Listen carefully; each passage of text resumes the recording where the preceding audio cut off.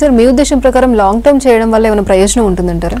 So ఇప్పుడు నేను first మన క్వశ్చన్లోనే మీకు చెప్పిన విధంగా 11 lakhs, 15 lakhs, 16 lakhs, 18,66,000, 25 lakhs వీళ్ళందరూ ఎవరు? వీళ్ళందరూ లాంగ్ టర్మ్ చేసిన వాళ్ళే. మరి వాళ్ళకి దొరుకుతున్నాయా? ప్రతి ఇయర్ ఒక 50,000 వెళ్ళిపోతున్నారు, మళ్ళీ మిగిలిన వాళ్ళందరూ లాంగ్ టర్మ్ వెళ్తున్నారు. మళ్ళీ మీకు 50,000 మాత్రం సీట్లు దొరుకుతున్నాయి, మళ్ళీ లాంగ్ టర్మ్ వెళ్తున్నారు. ఇలా లాంగ్ టర్మ్ వెళ్ళడం వల్లనే ఈ సంఖ్య పెరుగుతున్నదన్న విషయాన్ని స్టూడెంట్స్ కానీ పేరెంట్స్ కానీ అర్థం చేసుకోవాలి.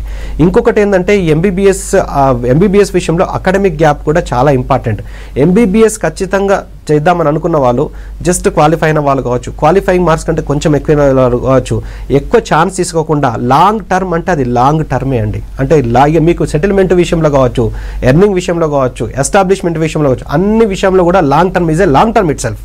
సో లాంగ్ టర్మ్ అన్న దానిలోనే మీనింగ్ ఉన్నది. సో లాంగ్ టర్మ్కి వెళ్ళి 1 year, 2 year, 3 year long term వేసి ఏదో కాంప్రమైజ్ ఏదో డిగ్రీ చేయడం కంటే ఇమ్మీడియట్గా డిసిషన్ తీసుకుంటే, ఇప్పుడు లాంగ్ టర్మ్ తీసుకోవడంలో 1 year వేస్ట్ అవుతుంది, మళ్ళీ వాళ్ళకు వస్తుందా రాదా అన్న దాని మీద గ్యారంటీ లేదు. కానీ ఎంబీబీఎస్ అబ్రాడ్ చూస్ చేసుకుంటే నెక్స్ట్ ఇయర్ వరకు వీళ్ళు 2nd year ఉంటారు, ఇంకో లాంగ్ టర్మ్ తీసుకునే టైం లోపల 3rd year వెళ్ళిపోతారు. సో అట్లా వాళ్ళు ఇయర్ చూస్తుంటే గడిచిపోతుంది. సో అంత సింపుల్గా కంప్లీట్ చేసుకోవాలని ఇప్పుడున్న కాంపిటీషన్ లోపల ఫ్రీ సీట్ వస్తుంది అని చెప్పి కాంపిటీషన్లో పోయి ఇయర్ అందరూ కూడా కలెక్టివ్గా నెక్స్ట్ ఇయర్ మా అంచనా ప్రకారము ఇప్పుడు 25 లక్షలు అంటే లాస్ట్ ఇయర్ కంటే ఈ ఇయర్ దాదాపు 7 lakhs ఎక్కువ పే చేశారు కదండి. నెక్స్ట్ ఇయర్ కూడా 32 lakhs రాయబోతున్నారు, కానీ సీట్స్ మాత్రం ఇంతే ఉంటాయి. కానీ లాంగ్ టర్మ్ వస్తుందా లేదా అనేది స్టూడెంట్స్ డిసిషన్ తీసుకోవాలి, ఎక్కువ ప్రెజర్ వాళ్ళ మీద పెట్టకుండా అని నా ఉద్దేశం అండి. Okay sir, thank you so much sir.